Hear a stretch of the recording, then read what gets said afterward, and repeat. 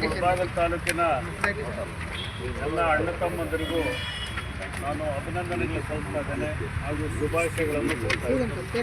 ಕಾರಣ ನಿಮಗೆ ಗೊತ್ತಿದೆ, ನಿನ್ನೆ ಮೊನ್ನೆ ಯುಗಾದಿ ಹಬ್ಬ ಇವತ್ತು ಹೊರತುಪಡಿಸಿ ಅದನ್ನೆಲ್ಲ ಬದಿಗಿಟ್ಟು ನಮ್ಮ ಕಮಿಟ್ಮೆಂಟ್ನ ಇಷ್ಟು ಸಂಖ್ಯೆಯಲ್ಲಿ ಇವತ್ತು ಸೇರಿದ್ದೀರಿ. ಅದಕ್ಕೆ ಅಭಿನಂದನೆಗಳು ಹೇಳ್ತಾ ಇದ್ದೇನೆ. ಈಗ ಮಾತನಾಡಿದಂಥ ಎಲ್ಲ ಸಹೋದರರು ತಮ್ಮ ಅಭಿಪ್ರಾಯಗಳನ್ನು ಹಂಚಿಕೊಂಡಿದ್ದಾರೆ. ನನ್ನ ಜೊತೆಯಲ್ಲಿ ಹಿರಿಯರಾದ ಸಾಯಣ್ಣಪ್ಪನವರು ಬಂದಿದ್ದಾರೆ, ಪ್ರತಾಪು, ಆಮೇಲೆ ಈ ಭಾಗದಲ್ಲಿ ಹಿರಿಯರಾದಂಥ ಕೃಷ್ಣಪ್ಪನವರು, ನನ್ನ ಸಹೋದರ ವೆಂಕಟರಾಮ್ನವರು, ಯಾಕಂದರೆ ಹಾಸ್ಟೆಲಲ್ಲಿ ಓದೋ ನನ್ನ ಸೀನಿಯರ್ ಜೂನಿಯರ್ ಅದೇ, ಆಮೇಲೆ ಗೊಲ್ಲಹಳ್ಳಿ ವೆಂಕಟೇಶ್ ಅವರು, ಕಾರು ಶ್ರೀನಿವಾಸ್ ಅವರು, ಮೆಕ್ಯಾನಿಕ್ ಶ್ರೀನಿವಾಸ್, ಕೃಷ್ಣಪ್ಪನವರು, ರಾಜ್ಕುಮಾರು, ಮೊಹಮ್ಮದ್ ಕೃಷ್ಣಪ್ಪನವರು, ಮಂಜು ಅವರು, ಆಮೇಲೆ ಹೋರಾಟಗಾರರಂಥ ವಿಜಯ್ ಕುಮಾರ್ ಭಾಳಷ್ಟು ಉಳಿಸ್ಕೊಂಡು ರಾಜ್ಯವರೆಗೂ ಅವರ ಕಮಿಟ್ಮೆಂಟನ್ನು ತೋರಿಸ್ತಕ್ಕಂಥ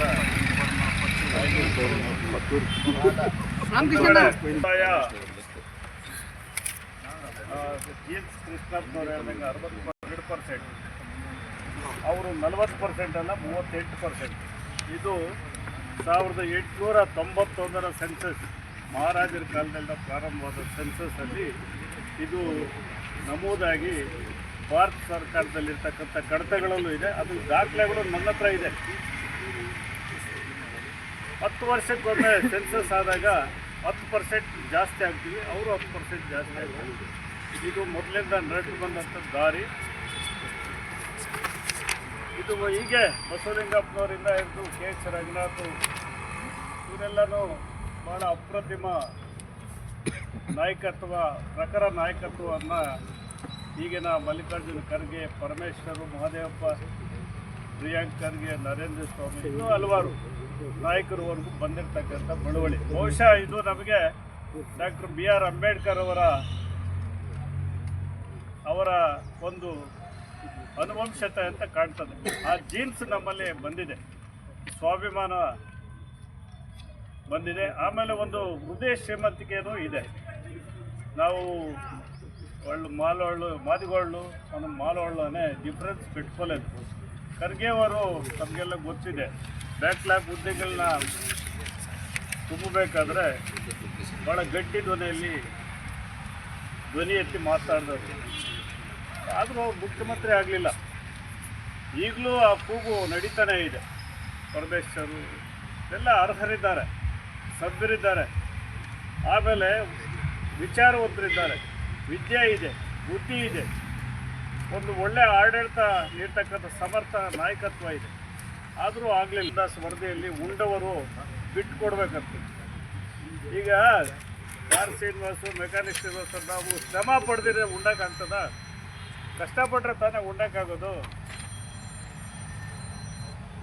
ಬರ್ತೀವಿ, KGF ಬರ್ತೀವಿ. ಇಲ್ಲಿಂದ 1 ಅವರ್ ಆಗ್ಬೋದಾ? ಸಭೆ ನಡೀತಾ ಇದೆ. ತ್ಯಾಗ ಮಾಡೋದ್ರಿ, ಇದು ನಮ್ಮ ಹಕ್ಕು. ಸಂವಿಧಾನ ನಮ್ಗೆ ಕೊಟ್ಟಿರ್ತಕ್ಕಂಥ ಹಕ್ಕು. ಮತ್ತು ಇಡೀ ವಿಶ್ವದಲ್ಲೇ ದೊಡ್ಡ ಪ್ರಜಾಪ್ರಭುತ್ವ ದೇಶ ನಮ್ಮದು. ಸಂವಿಧಾನ ಅಷ್ಟು ಗಟ್ಟಿಯಾಗಿ, ಅಷ್ಟು ಪ್ರಬಲವಾಗಿ ಬೆಳೆದಿದೆ. ಅದು ಎಲ್ರಿಗೂ ಸಮಾನತೆ ಕೊಟ್ಟಿದೆ. ಈಗ ಮಾದಿಗರಿಗೆ ಓದೋಕ್ಕೆ ಇಲ್ಲ, ಅದು ಒಲೆಯೇ ಓದಬೇಕು, ಬುದ್ಧಿವಂತರಾಗಬೇಕಂತ ಎಲ್ಲಾದ್ರೂ ಇದೆಯೇನಪ್ಪ ಸಂವಿಧಾನದಲ್ಲಿ? ಇಲ್ಲ. ಸಮಾನ ಅವಕಾಶ ಕೊಟ್ಟಿದೆ, ಎಲ್ರಿಗೂ ಸಮಾನತೆ ಕೊಟ್ಟಿದೆ. ಆದರೆ ಸನ್ಮಾನ್ಯ ಈ ಮುನಿಯಪ್ಪ ಈ ಕೋಲಾರ ಜಿಲ್ಲೆಗೆ 1991ರಲ್ಲಿ ಬಂದಾಗ ನಾನು ಆಗ ಪ್ರಬಲವಾದ ಆಕಾಂಕ್ಷೆ ಆಗಿದ್ದೆ ಲೋಕಸಭೆಗೆ. ಆ ಮುನಿಯಪ್ಪ ಏನಂದರೆ ಕೃಷ್ಣರಾಯರ ಕಾಲೊತ್ತೋದು, ಮುನಿಯಪ್ಪನವ್ರ ಕಾಲೊತ್ತೋದು, ಕೆಳಗಡೆ ಕುತ್ಕೊಳ್ಳೋದು. ಸ್ವಾಮಿ ನಿಮ್ಮ ಮಾತುಗಳು ನಿಮ್ಮ చాలా ಅವಿದ್ಯಾವಂತ ಎನ್ಕೊಂಡೇವಳು, ನೀವು ಸೇವೆ ಸೇರಿಸ್ಕೊಂಡ್ಬಿಟ್ಟಮ್ಮ ಅನ್ನೋದು ನಮಸ್ಕಾರ. ನರಸಿಂಹರಾವ್ ಮಂತ್ರಿ ಆಗಿದ್ದಾಗ, ಪ್ರಧಾನಮಂತ್ರಿ ಆಗಿದ್ದ ಒಂದು ಲೆಟ್ರ್ ವಿಚಾರ ವಿಜಯ್ ಕುಮಾರು ಮತ್ತು ಮುರಳಿ ಹೇಳಿದ್ರು. ನಿಜ ಅದು. ಅಲ್ಲಿ ನರಸಿಂಹರಾಯನ ಕಾಣಕ್ಕೆ ಇವ್ರು ಹೋಗ್ತಾ ಇದ್ರಂತೆ. ಏಮಯ್ಯ ಮುನಿಯಪ್ಪ ಅದು ಏಮಿಲ್ಲ ಸ್ವಾಮಿ, మిమ్మల్ని చూసుకోపోయి వచ్చి ತಲೆ ಬಗ್ಸೋದು ಕೆಳಗೆ ಕಾಲುವರೆಗೂ ಈ ಪದ್ಧತಿ ಮಾಡ್ಕೊಂಡು ಬಂದು ನಾಗಮೋಹನ್ ದಾಸರು ಶರಣಾಗಿ ಅವ್ರು ಕೆಳಗಡೆ ಕೂತ್ಕೊಂಡು, ಏನಪ್ಪ ಕ್ಯಾಬಿನೆಟ್ ಮಂತ್ರಿ ಮೊದಲು ಕಾಲ ಹತ್ರ ಕೂತ್ಕೊಂಡು ಕೇಳ್ಕೊಳ್ತಾರೆ. ಅವ್ನು ಸ್ವಾಮಿ ಮಮ್ಮల్ని తినేసేసిండారు